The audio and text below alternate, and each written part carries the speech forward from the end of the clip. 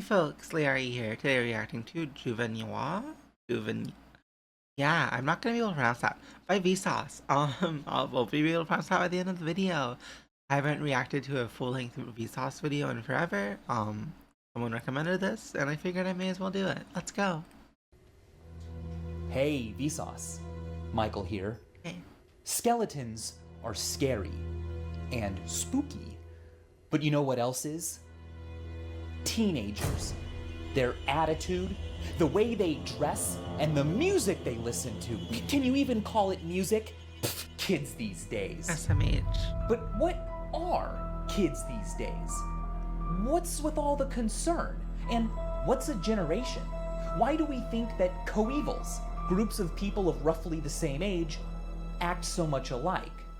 The sheer number of articles and papers and internet posts published daily comparing then and now, both sincerely and ironically, is astonishing.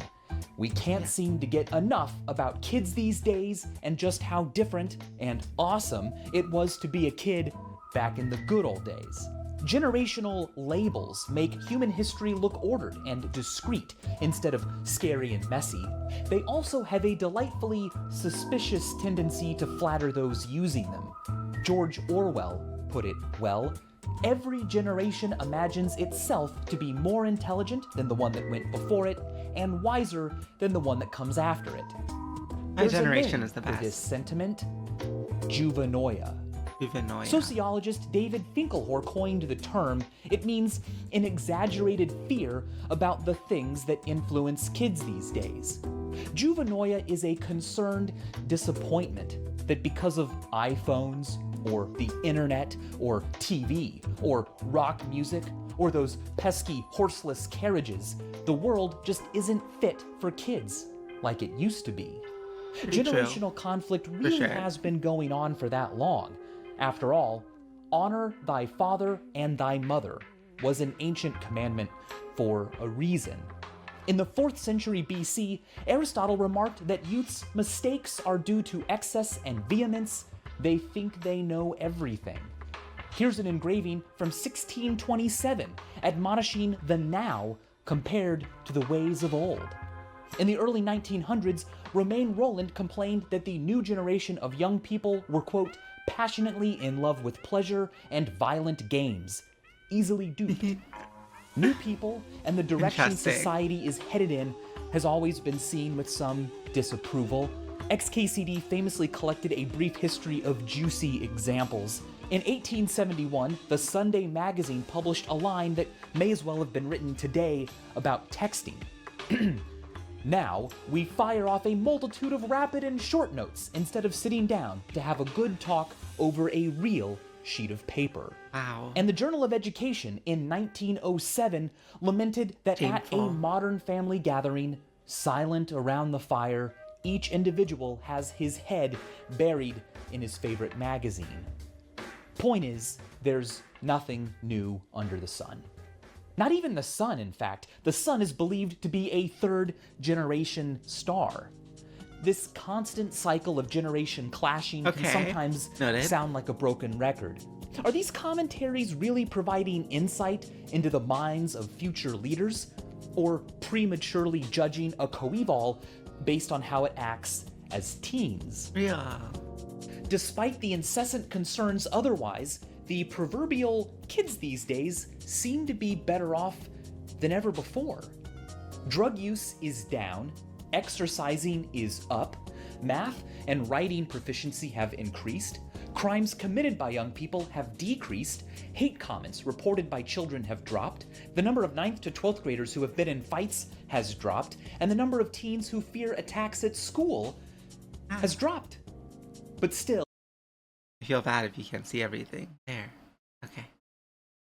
The number of teens who fear attacks at school has dropped. But still, Juvenoia persists. But why? Well, it kind of makes sense. I mean, children are the future of a species, so it's reasonable to assume that nature would select for features in a species that cause adult members to prefer the way they were raised and distrust anything different. After all, parents by definition, were a reproductive success for the species. They made new members. So whatever choices and influences true. brought them to that point must have been good enough. Any deviation from that could be a problem. So worrying about the young may have been naturally selected, just like eyes and fingers and breathing air and pooping. But here's the thing. Our brains don't accurately remember the past or apply memories fairly or rationally.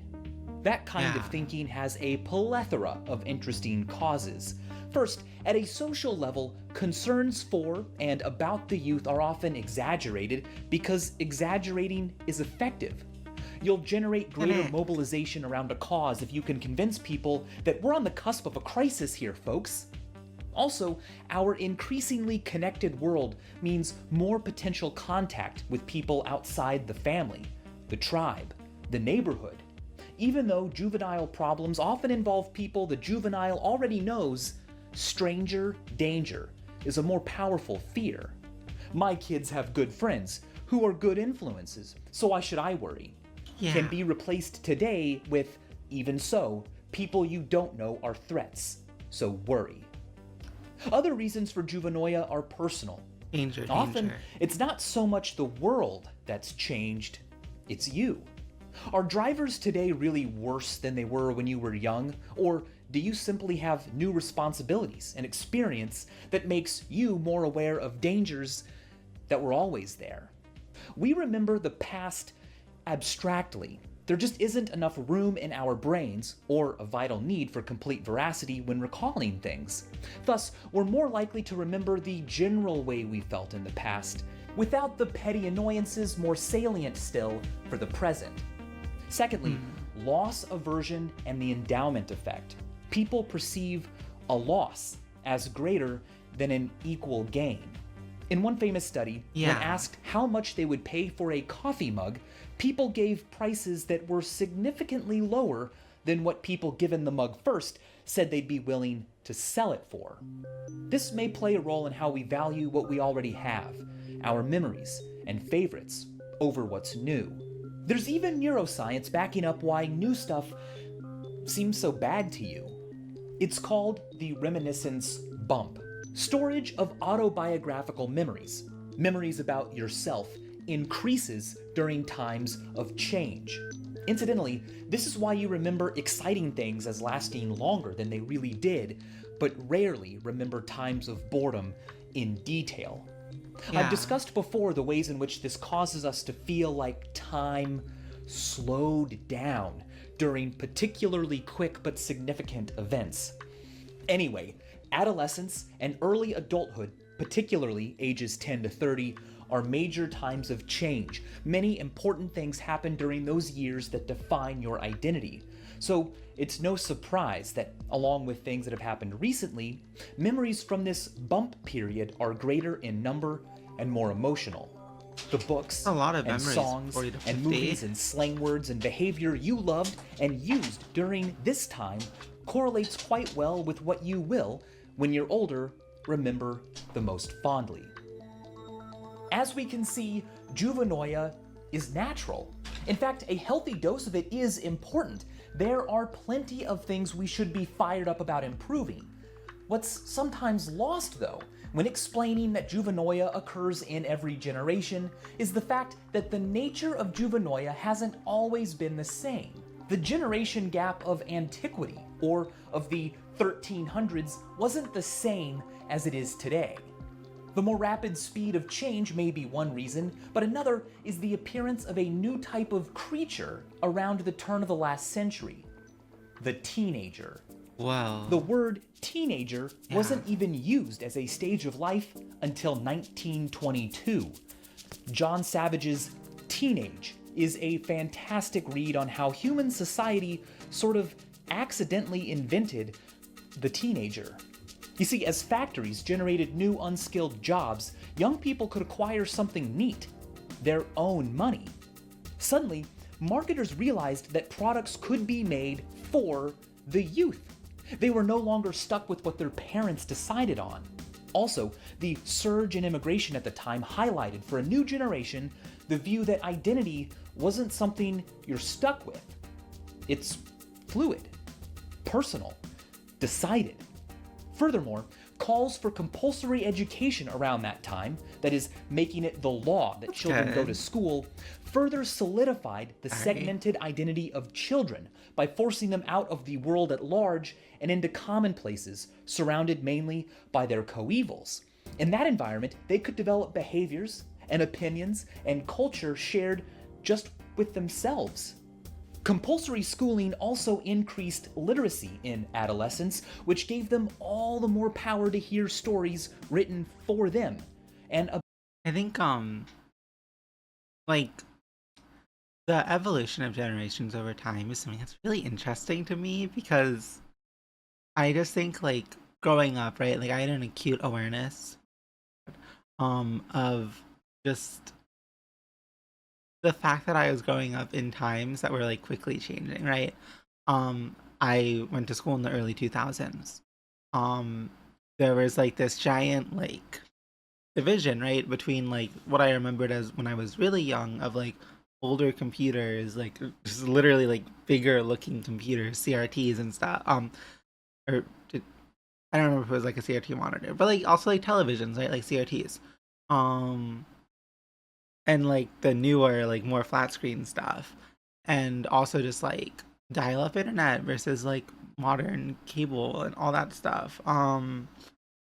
It was just, like such a like a stark contrast, and like because of the age I was, like I felt like I was like slightly on both sides of it, and yeah, because of that, like it instilled like a lifelong like joy about reading about different generations. And I think like obviously like this video is evergreen, right? Like it's very applicable to today too. All of the headlines they were talking about are still things for real. about them in books they could buy with their own money. Kids these days suddenly weren't just young humans waiting for life experience. They were separate beings with their own culture and voice, a fact that caused Juvenoia to change from the Oedipal skirmishes of the past into the full-fledged panics we know and love today. This brings us to a bigger question, though. Sure, you may say, that makes sense, but even someone who didn't grow up in this society could plainly see that in the old days, culture wasn't as dumbed down as it is today.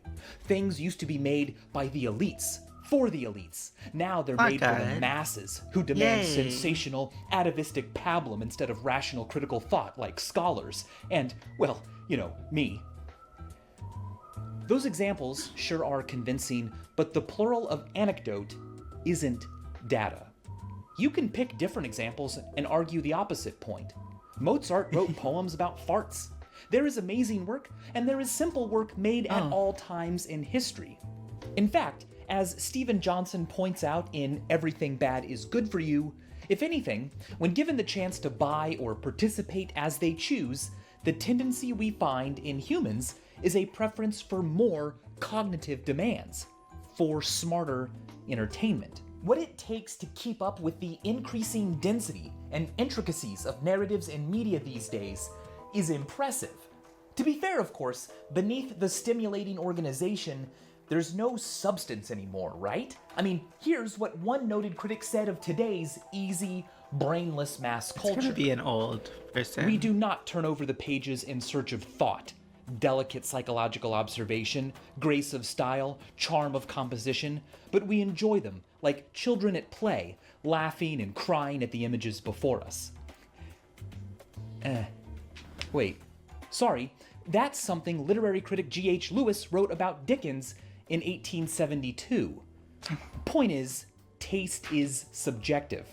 Art to one person is garbage to another. You may dislike the language or violence or morals depicted on TV today, but there's no denying the fact that entertainment, including popular entertainment, is requiring more and more thinking on the viewer's part than ever before. I know when I was younger, right? Like, oh god, I'm dating myself.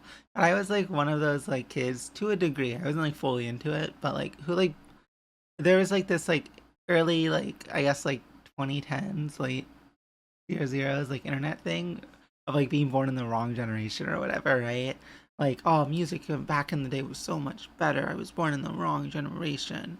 And I didn't really like when I was like like I started listening to music late for whatever reason. Like I was only like 8 or like I guess like 10 or 11 when I started listening to music on my own a lot. And I listened to a bunch of classic rock. And it was only when I was like 14, 15 that I started getting into like more modern music. And like I don't think I was like super like modern music sucks. It was more just like, wow, I like older stuff a lot. Um I and I almost started developing into like the more modern stuff sucks person, but then I actually started listening to like rap and stuff and I really enjoyed it. Um and yeah, I think like it's just really interesting to me. Johnson created this visual comparing narrative threads in episodes of different TV shows over time. And this shouldn't be surprising. Our brains crave stimulation. A lump that sits and stares into space isn't naturally selected for Like stuff in the is so same cool way nowadays. as a brain that learns and synthesizes and organizes. Now that entertainment can be made for niche audiences and watched and rewatched on demand and discussed For ad real. nauseum online, that natural desire can be sated by media. Johnson goes so far as to say that reruns have made us smarter. They've enabled entertainment to be made that rewards being watched and thought about over and over again. The names and stories and relationships and dramas people today have to keep straight in their heads to be functioning consumers of modern media are impressive by historical standards and affect more of us than ever before. Johnson points out that in his time, Dickens was only read by 0.25% of his country's population. Wow. While today, innovative shows like The West Wing or The Simpsons easily reach 20 watched both of times that those. proportion. Okay, but how about this? Where are the Mozarts and Dostoevskys of today? Well, they're probably here, but the reputation of a Dostoevsky is built by time, something the judgments of contemporary artists haven't had enough of yet. Finally, when it comes to judging works that merely tease the base emotions, let's not forget the quote from Unamuno I've discussed before. More often have I seen a cat reason than laugh or weep. Cats and humans are curious and can problem solve, but only humans can laugh at fart videos. So what really ought we be treasuring? There's a problem So here, though. real. Although writers like Johnson have been able to put forth convincing arguments that movies and TV have been serving more and more cognitive complexity, they've failed to find the same evidence for pop music. Nearly all studies on the subject have Pop found that music is so unlike good, other though. forms of popular media, pop music has in fact become, since the 1950s, less complex in its structure and more homogeneous. Mathematically speaking, more pop songs today sound alike than they used to. What's up with that, music? Well, here's the thing. Pop music is just one type of music being made today, and its role, what its listeners want from it, and who they are much more specific than the wider spectrum of genres a movie theater or Netflix caters to. A pop song needs to provoke quick moods, stick in your head, and fit anticipation and payoff into a fairly regular amount of time.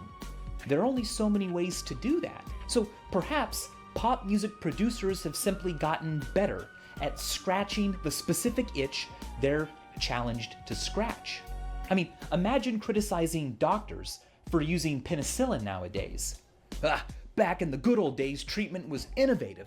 There were leeches and onion plasters, amputation, and good luck charms. I love Now it's all amputation. just penicillin. Penicillin, penicillin. It's all the same. Criticizing popular music for all sounding the same ignores the sameness of every pop song's goal. But what about generations? What are they exactly? I mean, humans don't have babies all at once every 20 years or so. New people just keep showing up, about 4 more every second. But that said, there are biological changes humans go through as they grow and age, roughly creating a few life stages. All right, now this list of generations goes all the way back to the mid-1400s. It applies mainly to the Western world, especially the US, and is the work of William Strauss and Neil Howe, whose landmark 1991 book, Generations, contains one of the most influential and ambitious generation theories of our time. These are the guys who coined the term millennial, by the way. They set forth and have continued to expand a theory that society follows a predictable cycle of moods, each lasting about 20 years, about how long it takes for everyone in a life stage to move on to the next.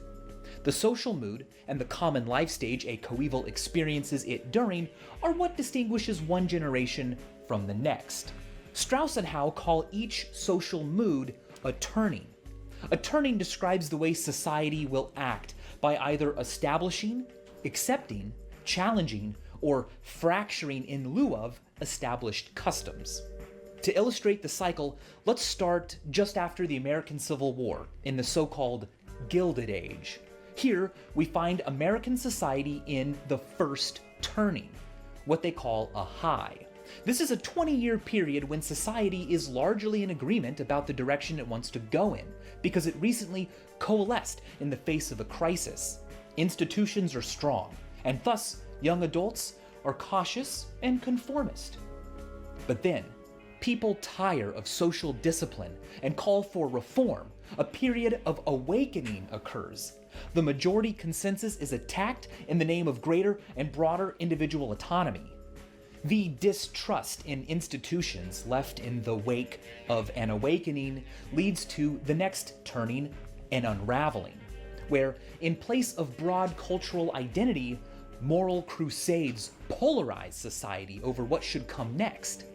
Finally, a renewed interest in consensus that responds to crisis by banding together occurs. Society's mood shifts to a belief that coalescing and building together are the answer. The cycle then starts again with a high. The majority agrees on society's directions and institutions, strengthened during the crisis, until people tire of this majority structure and an awakening leaves those institutions weak and armed with less public consensus. This is followed by an unraveling where individuals polarize over moral issues and the youth, raised in the previous two atomizing moods, feel alienated. Which brings us to, well, today. Strauss-Howe's theory, if true, tells us that this will be an era where society will band together and build institutions from the ground up in the face of crisis. It's not clear what that crisis will be, but if their theory has predictive power, the climax of that crisis will occur in 2025. The whole theory is a great way to learn about US history. Al Gore once even gave a copy of Generations to every member of Congress. Maybe. But it is unscientific and unfalsifiable. You can find a pattern in anything if you pick and choose the right examples. As for the usefulness of its generalizations, well, Philip Bump points out that the US Census Bureau only recognizes one official distinguishable generation: baby boomers. Do you think you are Generation X? A millennial? Generation Z? Well, that's fine, he says. You can call yourself whatever you want. It's all made up. The baby boomers are a cohort, significant in that no matter where they were born or who they are, their size alone determines a lot about their path. But other population segments based solely on birth year just don't mean much. A more useful way to divide them into cohorts might focus on some other, less age-related trait that correlates better with behavior, wealth, region, sexuality, etc. Regardless of its accuracy, there's one thing generational theory and its critics do at least agree on. People change as they age, and the larger society surrounding people influences the degree to which generations feel conflict. So, generational thinking is a kind of guidance. It's one that helps take us on a journey, manned by an ever-aging and changing crew. Some crews are different than others, for sure, and you need worry and concern to stay safe. But at the end of the day, it's still the same boat and the same waters. Generations and Juvenoia are like what Picasso said about art. They are lies that tell the truth. And as always, thanks for watching. That's cute. It's gonna do a curiosity box now, right? Oh no, it isn't. I guess this is before that. I feel like I've always felt like I was on the cusp of like Here's a bonus. Gen Z and While millennial. doing research, I found a website that will allow you to find what word was first used the year you were born. Oh, we'll look this up. Pretty cool. It's also a dong. That's right, something you can do online now, guys. In fact, here's some dong news for you. Wow. These shows that you know and love on the Vsauce network now have their own home Ad where they transition. can flourish and be who they want to be. The channel's name is Dong. Go over there right now to check it out. We've got some cool things from the internet. That's what Dong's all about. It's an internet safari. It's neat things that we all find as we research for these episodes. So I'll see you over there on Dong. And thanks for watching. See you on Dong. Ooh. Thing was never called Dong, by the way. That's so funny. Let me like that video. That was neat. I like generational talk and stuff. I guess the channel's died though. Unlucky. Uh-oh. I'm so curious. Do like Vsauce 2 and 3 like get new videos? I have so many random tabs open. I didn't even realize.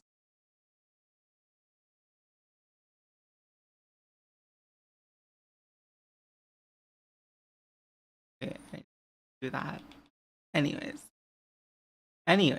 no, these do not get new videos. I get so distracted. Where are the where's the birth year website? Okay, there. No. OED birth year word. Okay. We found it.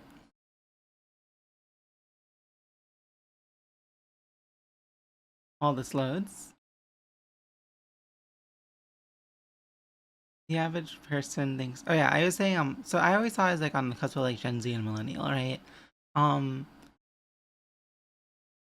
So this is like kind of chill. If you look at like generational like framing, a lot of the time I am like essentially either right towards the edge of what you're called as a Gen Z or as a millennial. I'm right at the beginning of what you call a Gen Z, or I'm right at the end of what you call a millennial. And I definitely like in my interpersonal relationships, like I can relate pretty well to people 10 years older than me. I can relate pretty well to people 10 years younger than me. It's just different parts of my experience growing up are highlighted when I talk to them. Yeah, birth year 19. Ooh, doxing myself.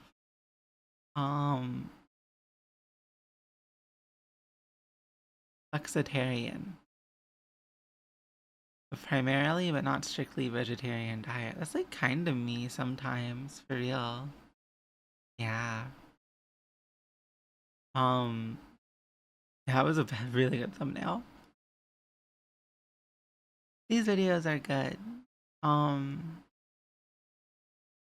Modern parents, why are kids these days always on their phones? Victorian parents, why are kids these days always on their deathbeds, for real? The crisis will occur in about 2025. 2020 speedrun. Yeah, I feel like that part of the video seemed a little off. I think like part of it is because things just seem quicker than before. Like news is like the world is more like more interconnected, which results in just things happening faster and being responded to faster. That's like one thing I could randomly guess at as a reason, but yeah. Ooh. Anyways, I think that's it for today. Thank you for watching, folks. I hope you have a great rest of your day, night, evening, whatever. Sorry for this video coming out a little late. I ended up having a busy first week of back at school. But yeah. Bye. Thank you for watching.